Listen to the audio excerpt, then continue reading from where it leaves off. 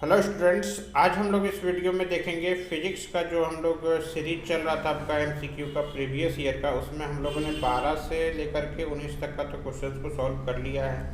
अब हम लोग आज 20 का सॉल्व करेंगे। ठीक है, 20 का एमसीक्यू क्वेश्चंस को सॉल्व करेंगे। तो चलिए हम लोग स्टार्ट करते हैं। फिजिक्स का 2020 का सॉल्यूशन है ये। सबसे पहला आपके लिए देखिए, positively charge body has excess of electron, deficit of electron, excess of proton या डेफिसिट ऑफ प्रोटॉन।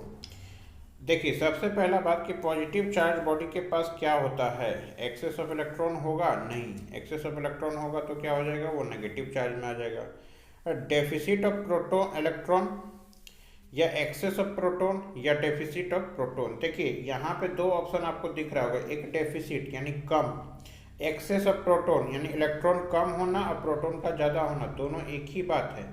लेकिन यहाँ पे अगर आपको टिक करना, अगर ऐसा ऑप्शन आता है मान लीजिए, तो आपको टिक किस में करना है, तो डेफिसिट ऑफ इलेक्ट्रॉन। क्यों करना है इसका भी जानकारी हम आपको दे देते हैं। मान लीजिए आपका सोडियम का मॉलिक्यूल है या सोडियम का एटम है, तो इसमें टोटल प्रोटॉन कितना होगा, 11, और 11 आपका इलेक्ट्रॉन भी होगा। जब इसमें हम लोग ये निकाल देते हैं, Na+ बन जाता है, तो क्या बचता है आपका प्रोटॉन, तो वही बच जाएगा ना, लेकिन आपका इलेक्ट्रॉन क्या हो जाएगा, घट जाएगा। तो ही ये पॉजिटिव चार्ज इसमें आ जाता है, यानी प्रोटॉन बढ़ता घटता नहीं है, इसमें क्या हो जाता है, डेफिसिट हो जाता है इलेक्ट्रॉन का। तो इस प्रकार का अगर क्वेश्चन आता है, अगर दो ऑप्शन आपको इस प्रकार का दिख रहा है, तो इसमें आप टिक करेंगे डेफिसिट ऑफ इलेक्ट्रॉन को। ठीक है, चलिए अब हम लोग दूसरा सवाल में आ जाते हैं।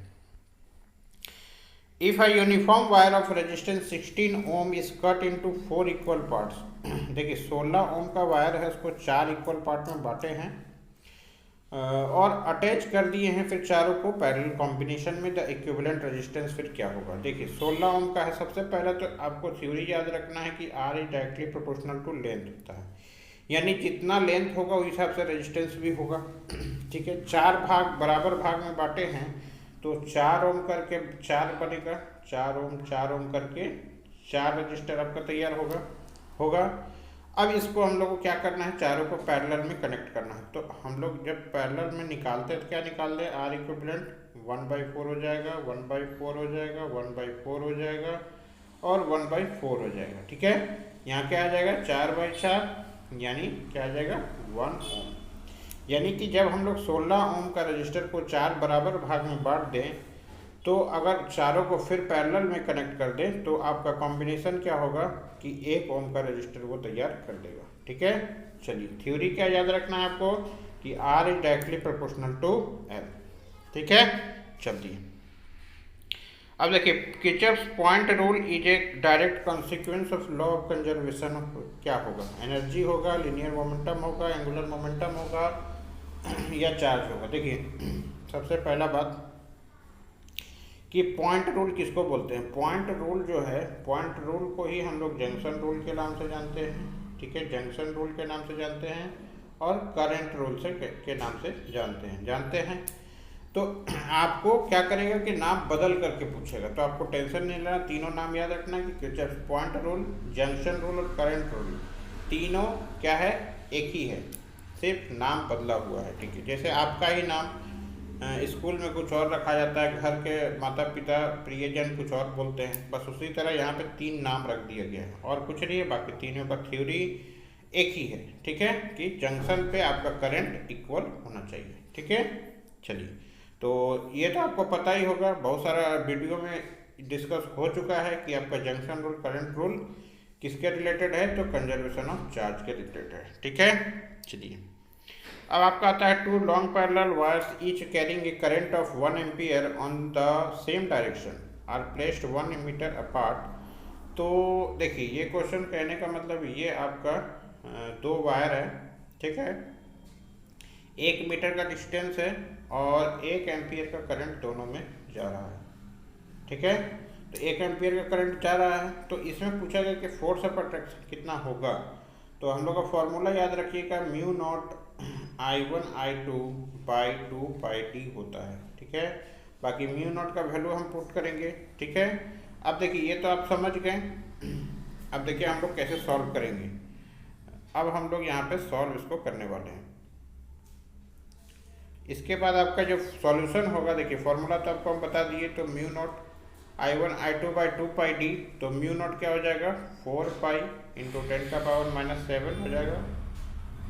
I1 I2 1 एम्पियर दोनों है, और डिस्टेंस 2 पाई और टी, ठीक है। डी कितना है आपका, तो डी की जगह पे हम लोग 1 बैठाएंगे, तो 2 पाई से 4 पाई कितना कटा, तो 2 इंटू 10⁻⁻7, यानी ऑप्शन नंबर ए आपका सही हो जाएगा।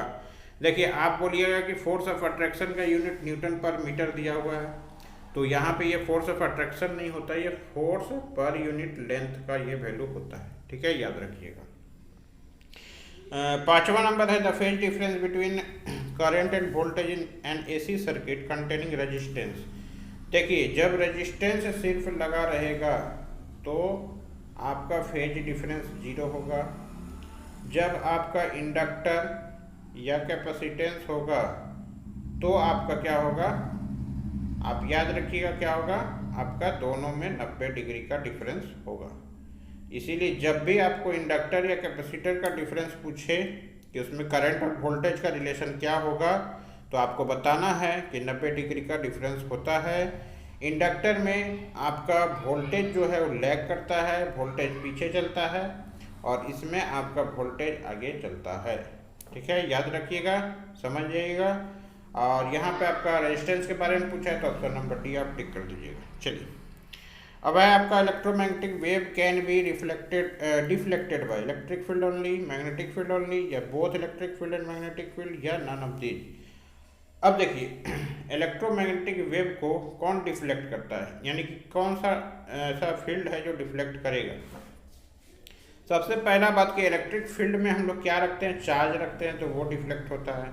मैग्नेटिक फील्ड में भी चार्ज रखेंगे तो डिफ्लेक्ट होगा। लेकिन जो आपका इलेक्ट्रोमैग्नेटिक वेव है ये क्या है, आपका वेव नेचर है, यानी कि आपका इलेक्ट्रोमैग्नेटिक वेव है तो इसमें पार्टिकल तो है नहीं, तो इसमें तो आपका चार्ज बॉडी है नहीं, तो चार्ज बॉडी है नहीं तो कोई डिफ्लेक्शन होगा ही नहीं।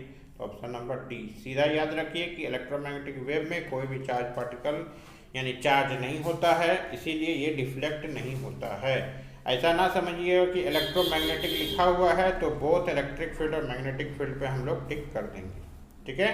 चलिए अगला सवाल है आपका, if the refractive index of water and glass are 4/3 and 3/2 respectively, the refractive index of glass with respect to water. देखिए जिसका भी पूछे कि refractive index of glass with respect to water, तो ग्लास का पहले लिख देंगे म्यू जी लिख देंगे बटा म्यू ए लिख देंगे, बस याद रखिएगा, ठीक है। तो ये हो गया आपका ग्लास और ये ए, तो वैल्यू आपका refractive index of glass with respect to water, ठीक है। अब देखिए दोनों का रिफ्रैक्टिव इंडेक्स भी दिया है, आपको सॉल्व करना है। अब ग्लास में हम लोग क्या लिखेंगे, 4/3 लिखेंगे। अब 4/3 लिखेंगे और इसको फिर डिवाइड करने जाएंगे तो क्या आ जाएगा आपका 3/2/3 हो जाएगा, ठीक है। तो क्या आ जाएगा आपका, देखिए इसको सॉल्व कर लीजिए, हो सकता है गलती से मिस्टेक भी हो सकती है, कोई दिक्कत नहीं है। देखिए आपका रिफ्रैक्टिव इंडेक्स ऑफ ग्लास को बोला गया है, तो ग्लास को हम लोग लिख दिए 4/3, ठीक है, और डिवाइडेड बाय कितना, तो 3/2। अब आपका क्या हो गया 4/3, ठीक है। अब आपका इंटू हो जाएगा 2/3। इस प्रकार से समझ लीजिए, अगर उसमें समझ में नहीं आ रहा है तो बेसिक से याद रखिए कि डिवाइड करना है। तो यह हो गया, और आगे क्या 8/9, यानी ऑप्शन नंबर सी। फॉर्मूला क्या याद रखेंगे, जिसका भी पूछेगा और जिसके रिस्पेक्ट में पूछेगा, तो जिसका पूछेगा उसको ऊपर रखेंगे और जिसके रिस्पेक्ट में पूछेगा उसको नीचे रखेंगे, ठीक है। चलिए आई थिंक आपको जरूर समझ में आ गया होगा। तैयारी तो आप लोग की बढ़िया चल ही रही है, टेंशन ना लीजिए, सभी प्रकार के क्वेश्चंस को डिस्कस कर दिया जाएगा। एग्ज़ाम से पहले आपको इतना तैयारी करा दिया जाएगा कि आपको एग्ज़ाम का प्रेशर होगा ही नहीं कि इतना तारीख को एग्ज़ाम है। जो एग्ज़ाम का बीच में गैप मिलेगा बस उसको क्या करना है, आपको रिविजन करना है, ठीक है। चलिए, if the focal length of objective length of N astronomical telescope is 20 centimetre, ठीक है। आपका FO दिया हुआ है, जो दिया हुआ है उसको हम लोग लिखते चलेंगे। अब आपका लेंथ दिया है तो लेंथ होता है F0 प्लस FE, कितना दिया है 25 सेंटीमीटर दिया है। अब 25 सेंटीमीटर दिया है तो हम लोग क्या निकाल लेंगे, 25 सेंटीमीटर दिया हुआ है तो हम लोग क्या निकाल लेंगे, इसमें से हम लोग FE निकाल लेंगे। FE बराबर क्या आ जाएगा हमारा 4 सेंटीमीटर आ जाएगा। अब पूछा है मैग्नीफिकेशन, मैग्नीफिकेशन क्या होता है F0 बाई FE होता है। F0 कितना है हमारे पास 20 है, FE कितना निकाले हम लोग 4 सेंटीमीटर निकाले, तो 4 सेंटीमीटर सॉरी ये 5 सेंटीमीटर निकलेगा, ठीक है 5 सेंटीमीटर निकलेगा तो 5 यहाँ पुट करेंगे कट जाएगा, आपका क्या आ जाएगा 4 आपका आ जाएगा मैग्नीफिकेशन। तो क्या याद रखना फॉर्मूला आपको, एक तो लेंथ का फॉर्मूला याद रखना है F0 प्लस FE यानी ऑब्जेक्टिव का आपका फोकल लेंथ प्लस आईपीस का फोकल लेंथ को जोड़ेंगे तो आपका लेंथ निकल जाएगा टेलीस्कोप का।